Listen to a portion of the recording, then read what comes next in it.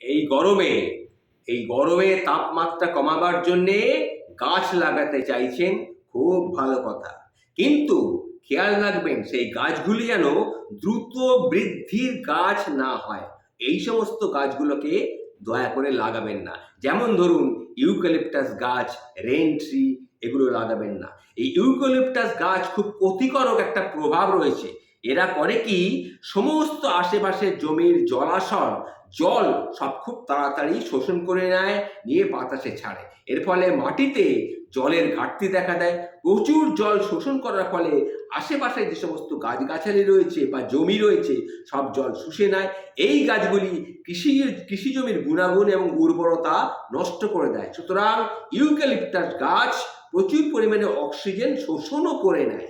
ফলে এই গাছ একদম লাগাবেন না। এই গাছ কিন্তু লাগানো খুব ক্ষতিকর।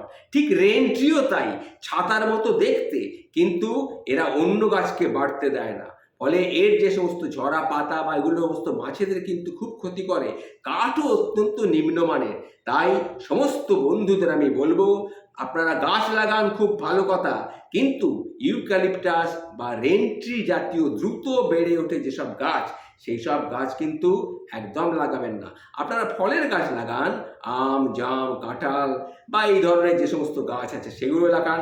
ভবিষ্যতে ফলও পাবেন, গাছটাও বড় হবে, প্রচুর পরিমাণে অক্সিজেন পাবেন। সুতরাং এটা মাথায় রাখবেন। নমস্কার বন্ধু, নমস্কার।